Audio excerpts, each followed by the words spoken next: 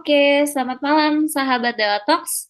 Selamat datang kembali di Dewa Talks High Quality Trusted and Free Webinar in Indonesia with pesanan expert yang dipersembahkan oleh Dewa Web, partner kamu untuk sukses online. Webinar pada malam hari ini kita mengangkat topik digital marketing dengan judul Content Website for Beginner, khususnya untuk F&B industry. Nah, nanti akan disampaikan oleh expert kita atau pembicara kita pada malam hari ini, yaitu Kanadia Kalisalim, selaku Content Marketing Officer dari Forecavi. Nah, mungkin tanpa berlama-lama lagi, aku ingin menyambut Kak Nadia untuk bisa sapa sahabat Deltox yang malam hari ini sudah bergabung dengan kita. Halo Kak Nadia, selamat malam. Oke, selamat malam semuanya. Welcome to Fore Coffee. Jadi kalau misalnya teman-teman sering ke Fore Coffee, pernah beli kopi di sana, mungkin itu adalah sapaan paling dekatnya dari kita untuk teman-teman kita yang kita sebut sebagai Fore Friends. Nah, tapi hari ini kita nggak bakal ngobrol banyak nih soal brand Fore itself, tapi aku hari ini mau sharing apa yang udah aku lakukan dan aku kerjakan di Fore sebagai content marketing. Oke, kita mulai ya.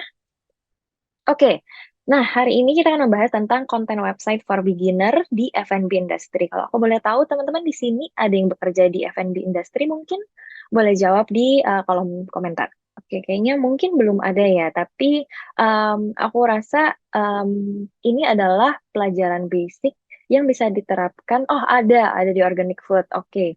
Dan mungkin di teman-teman lain juga ada juga di bisnis-bisnis lain. Jadi menurut aku apa yang udah aku curate hari ini buat kita pelajari bareng-bareng di content marketing untuk website bisa diterapkan juga. Cuma mungkin kita hari ini lebih bahas khususnya di F&B industry ya.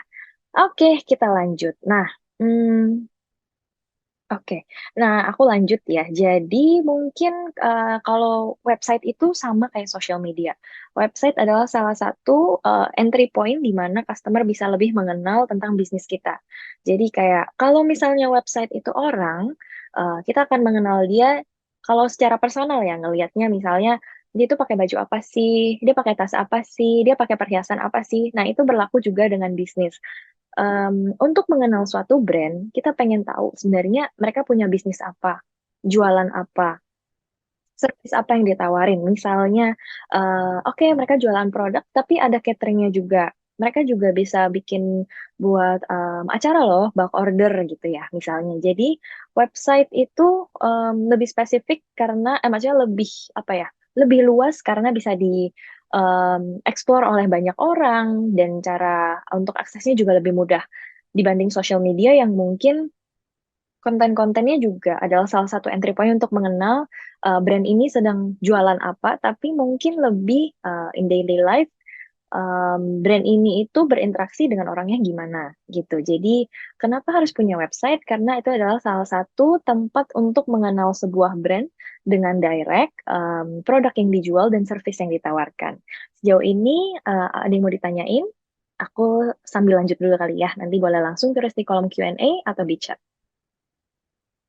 Oke, next. Nah, ini. Sama yang kayak tadi aku bilang, your website is probably your first stop for customer to getting to know you. Jadi, semua yang ditaruh di website itu mungkin bukan kayak konten Instagram gitu. Kayak, oh kalau kopi, minum di sini, tipikal-tipikal orang yang minum kopi itu seperti apa. Tapi, kalau di website, kita mungkin lebih ke kopi ini pakai biji apa, menu yang dijual apa, lokasinya ada di mana aja, dan service yang ditawarkan apa. Jadi kita perlu memberikan informasi yang penting untuk membangun kepercayaan dan juga kredibilitas. Jadi penting untuk diingat konten-konten di website itu adalah hal-hal yang pengen kita tampilkan untuk customer dan apa yang sebenarnya kita ingin customer untuk tahu tentang kita itu siapa. Dan itu adalah hal utama yang perlu dimiliki di website kita. Oke, berikutnya. Nah, ini adalah berikutnya yang mungkin cukup membingungkan ya, karena di setiap website, di bisnis apapun, halaman-halaman di website itu ada banyak banget. Dan sebenarnya kalau ditanya ada berapa page sih yang harus ada di website kita? Oke, nah jadi em, untuk menentukan berapa page itu, kita harus tarik balik lagi dengan brand kita. Berapa, siapa target audiens kita, apa yang ingin kita mereka pelajari, ambil action, dan apa yang ingin diambil untuk dipelajari. Jadi kita perlu tahu target audiens kita ini siapa. Nanti kita akan bahas lebih lanjut soal target audience, dan aku akan ajarin cara baru untuk menentukan target audience-nya. Nah, kalau dari website sendiri kita tentukan juga lagi apa yang ingin objektif kita dari membuat website ini. Misalnya pengen mereka baca artikel, pengen mereka tahu service kita apa, ataupun misalnya kita ingin mereka akhirnya sign up untuk email-email, promosi, bisa dikontak lewat WhatsApp, atau sampai membeli produk. Jadi setelah ini kita akan membahas dua page. Yang pertama page page yang harus dimiliki dan page yang rekomendasi untuk dimiliki. Tapi kalau misalnya nggak ada juga nggak apa-apa gitu. Oke, nah ini adalah target audience. Aku juga baru belajar baru-baru ini soal primary target audience dan juga secondary target audience. Tentu saat kita membangun brand kita, bisnis kita sudah tahu siapa yang menjadi target audience kita. Tapi yang paling penting adalah ketika kita menentukan website ataupun di social media, kita harus tahu siapa yang menjadi primary target audience dan juga ada secondary target audience-nya.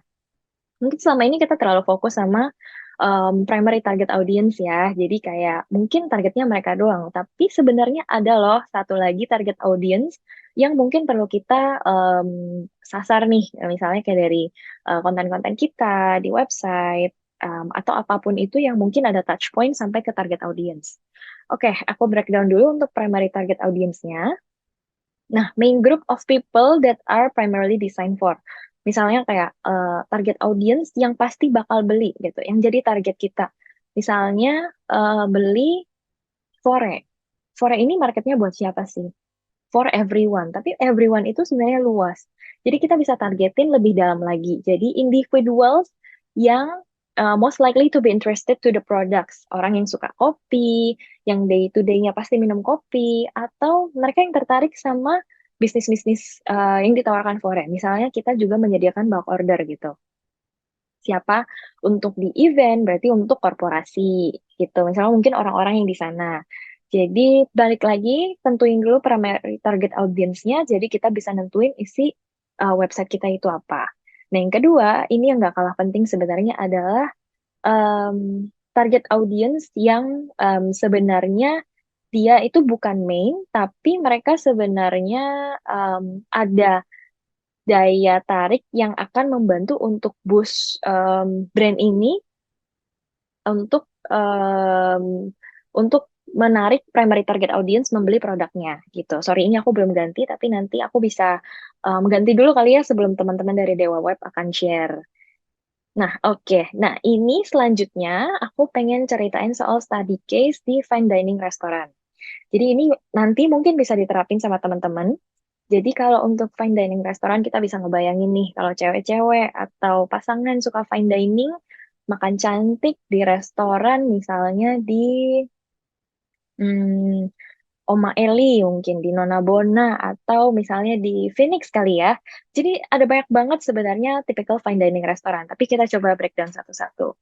Nah, untuk primary target audience dari fine dining restoran ini adalah audiens orang-orang yang pasti suka makan cantik. Misalnya kayak apa ya? em, Makan cantik misalnya yang kayak gastronomi gitu ya, atau misalnya yang em, kalau teman-teman suka lihat mungkin pasta yang mungkin lebih elevate gitu ya, atau elegant dining experience. Misalnya kalau misalnya sering lihat di ads-ads nih ada experience yang makan, tapi ada le petit chef ya, yang chefnya kecil-kecil itu. Nah, dan juga pasti karena fine dining restoran, jadi kita pasti lebih targetin untuk orang-orang yang punya higher income gitu. Jadi itu akan menentukan sekali bagaimana kita menyusun website konten kita, image-nya, promosionalnya, dan ini khusus dibuat untuk orang-orang yang sudah targetin di primary target audience tersebut. Gitu. Nah, sejauh ini untuk primary target audience ada yang mau ditanyain? Oke, sorry. Oke, aku sambil lanjut dulu ya. Oke, berikutnya untuk secondary target audience. Siapa yang jadi secondary target audience dari fine dining restoran? Nah, secondary target audience ini tuh bisa include food bloggers. Kenapa food bloggers? Karena orang-orang yang suka fine dining pasti akan cari konten-kontennya di food bloggers. Makanya tadi kenapa difokusin untuk secondary target audience. Influencers atau orang-orang yang sebenarnya interest untuk membuat event di restoran fine dining itu sendiri. Gitu. Oke, walaupun tadi yang seperti aku udah bilang, bukan poin utama, tapi positive review mereka tuh bisa increase social media awareness, dan itu akan mendatangkan banyak sekali teman-teman dari primary target audience untuk datang ke fine dining restoran ini. Nah, berikutnya tadi aku udah jelasin primary target audience itu apa, secondary target audience itu apa. Aku udah coba share juga study case di fine dining restoran untuk primary dan juga secondary. Nah, sekarang kita akan coba kulik bareng-bareng. Ini study case, teman-teman boleh siap-siap ya. Nanti coba langsung chat di kolom chat. Oke, nah ini yang pertama. Jadi coba bayangin kalau misalnya teman-teman disuruh tentuin study case untuk bakso, bakso coba ngebayangin bakso itu kan ada berbagai jenis ya. Bakso yang digerobakkan, bakso yang mungkin dijual di mall. Tapi gimana kalau misalnya kita jualan bakso, baksonya bakso wagyu gitu. Ada yang bisa coba define primary target audience-nya mungkin?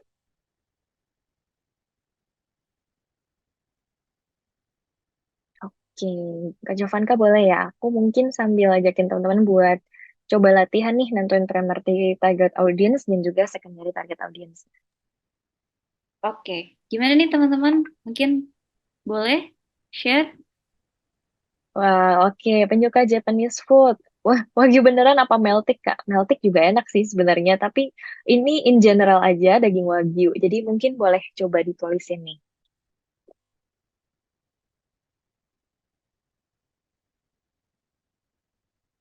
Penyuka Japanese food. Terus kalau misalnya baksonya wagyu itu harganya mungkin 15.000 nggak?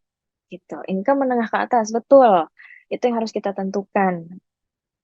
Kemudian ada lagi mungkin jawaban dari teman-teman, bakso wagyu apakah mungkin dengan harganya, misalnya kita targetin 50.000, apakah kita mungkin makannya di gerobakan? Apakah kita harus punya tempat yang lebih proper? Apa yang pengen kita kasih lihat ke teman-teman kalau misalnya kita jualannya bakso wagyu? Betul, target audiensnya middle up, penyuka makanan higienis. Oke, nah kurang lebih itu udah benar ya teman-teman. Primary lokasinya di mall atau resto. Betul, setuju. Malah kalau misalnya mungkin ya, kita ada jualan bakso wagyu, tapi tetap digerobakkan malah jadi pertanyaan buat konsumen kita. Jadi itu penting banget kenapa kita harus tentuin primary target audience dan juga secondary target audience-nya. Nah, kalau secondary target audience mungkin, oh iya, buat teman-teman yang mungkin suka bikin event di rumah panggil bakso, tapi mau yang lebih upgrade gitu. Jadi jualannya bakso wagyu, kayak gitu. Aku lanjut ya. Oke, berikutnya kita akan ngomongin soal ini nggak sampai 8 page, tapi aku udah curate jadi beberapa ya. Page yang every business should have. Yang pertama pasti homepage. Karena homepage itu adalah halaman pertama yang dilihat oleh audiens waktu mereka pertama kali klik website kamu. Em, apa yang pengen ditampilkan? Apa yang pengen kita highlight soal produk kita? Gitu. Jadi ada headline and subheading, mungkin bisa dari moto atau tagline dari brand teman-teman, terus produknya kelihatan juga, jadi mereka tahu apa yang pengen kita langsung sampaikan di homepage itu sendiri, tentang produk kita, service yang kita jalanin, mungkin bisa ceritain soal historinya dikit, kenapa ini dibangun, Em, apa sih value yang pengen sampaikan lewat produk ini. Bisa juga kita langsung link page ke produk kategori, call to products, dan juga ini ada konten yang sparks curiosity and strengthens your message. Misalnya, oh kalau Fore kita kasih lihat nih kalau di homepage gitu, kita punya app, kita punya Fore News, dan itu akan ngelit mereka ke page-page yang lain. Jadi tentuin lagi teman-teman apa yang pengen sebenarnya teman-teman tampilin di halaman pertama, karena itu adalah poin utama di mana customer akan tahu tentang bisnis teman-teman. Nah, ini misalnya di Fore ya, tadi aku udah bilang. Ini kalau misalnya di page about, ini adalah homepage-nya. Jadi about itu udah page beda lagi. Jadi pas pertama kita masuk, kita langsung disuguhin dengan page yang seperti ini. Kalau dari kita, kebetulan aku yang nentuin kontennya seperti apa. Kayak tadi aku udah bilang, kita akan masukin produknya. Kita nge-highlight tagline kita, tahun ini adalah Grindy Essentials. Dan kita pengen kasih tahu kalau misalnya kopi di Fore Cafe adalah dibuat dari Indonesia Finest Bean, dibuat untuk setiap hari, untuk everyday modern coffee experience gitu. Oke, berikutnya about page. Jadi about page adalah page di mana kita memperkenalkan tentang bisnis kita. Kita pengen bangun kepercayaan dengan audiens ataupun potential customer gitu. Mungkin ada orang yang nggak minum Fore tapi dia pengen tahu sebenarnya Fore ini bisnis apa sih gitu. Dan itu nggak cuma bikin kredibilitas aja, tapi kita pengen berkenalan, maksudnya menganggap website itu sebagai satu pribadi yang berkenalan dengan orang ketika mereka masuk ke website kita. Dan di About Page ini bisa tampilin soal visi misi, value, bahkan kita bisa cerita soal siapa aja sih yang jadi orang-orang di balik brand teman-teman gitu. Terus habis itu bisa jadi ada milestone kalau misalnya pengen cerita, oh bisnis ini udah jalan 10 tahun dan apa aja udah menjadi pencapaiannya. Misalnya ekspansi keluar kota atau misalnya keluarin produk baru, itu bisa menjadi salah satu milestone gitu. Nah, ini aku ambil case study dari Hengri. Jadi si Hengri ini ada bagian tentang kami. Nah, seperti dia pengen ceritain kalau value-nya adalah making moments delightful. Historinya apa, dari tahun berapa, mungkin bisa lebih cerita lebih lengkapnya dengan 5W1H gitu ya. Jadi Hengri hadir sebagai jawaban, momen mau makan apa, karena dia punya banyak sekali bisnisnya, di tahun berapa, kapan, dan jumlah outletnya seperti apa visi misinya apa. Jadi di dalam tentang kami ini atau di about page ini udah melingkupi banyak hal yang pengen kita eh, informasikan buat audiens kita berkenalan dengan kita tentang kita itu siapa dan bisnis apa yang kita jalankan. Oke, nah selanjutnya mungkin ini yang paling sering kita lihat ya. Maksudnya entry point itu banyak banget, tapi mungkin ini juga bisa salah satu entry point untuk orang masuk untuk melihat website kita. Itu adalah blog or news page. Mungkin teman-teman pernah iseng ketik nih hamburger, malah keluarnya artikel hamburger, baru kita didirect ke misalnya untuk case study-nya di KFC, Burger King, ataupun McD gitu. Nah, a blog page ini adalah salah satu titik poin marketing juga. Jadi misalnya kayak momen apa sih yang paling tepat untuk makan burger? Makan burger tuh kayak gimana sih dinikmatinnya? Mungkin di luar negeri tuh ada burger yang isinya apa aja sih. Tapi ujung-ujungnya kita akan balik lagi untuk menentukan kalau untuk mengarahkan teman-teman untuk mereka beli burger di tempat kita, misalnya kayak gitu. Ini lebih recommended karena bisa untuk kreatif, marketing, bahkan kita bisa ngeboost SEO juga kalau kita punya blog or news pages gitu. Nah, untuk digital marketing purpose, writing about specific topik misalnya kayak kita lagi pengen bahas soal burger rasa rendang mungkin yang lebih Indonesia banget atau burger fusion dengan campuran dari rasa Indonesia dan Jepang gitu. Jadi dengan kita menceritakan sedikit tentang itu orang akan membaca dan lebih mengenal em, apa sih yang kita tawarkan setelah mereka membaca artikel itu. Dan nggak lupa kalau misalnya biasa baca artikel, misalnya nih ada tiket.com, 5 destinasi liburan yang nggak boleh kamu lewatin di akhir tahun ini. Setelah dia cerita lima-limanya, dan jangan lupa untuk beli di tiket.com. Nah, itu tetap ada call to action-nya supaya mereka tetap tertarik untuk sign up, download aplikasinya, atau sampai akhirnya jadi member di tiket.com. Jadi balik lagi, tentuin lagi kalau di blog itu pengen bahas apa. Karena em, pasti banyak banget dan bertabaran banyak banget. Jadi pastiin kalau misalnya bisa memiliki blog yang mungkin lebih em, spesifik atau lebih unik untuk dibaca. Oke, nah ini salah satunya Oten, Oten Coffee. Mungkin kalau teman-teman tahu, karena Oten Coffee adalah salah satu yang jualan coffee beans dan juga coffee machine. Jadi misalnya nih, aku kasih contoh ya. Jadi berhenti ngopi ke kafe karena mesin kopi ini. Jadi ini mungkin em, menceritakan kalau orang tuh jadi stop ngafe loh karena dia bisa bikin kopi sendiri di rumah. Kalau kau bikin kopi sendiri di rumah butuh apa ya? Butuh mesin kopi, perlu coffee beans. Belinya di mana? Belinya di Oten Coffee kayak gitu. Dan ada misalnya yang kedua, 4 hal sederhana yang tak kamu ketahui yang terjadi di kebun kopi.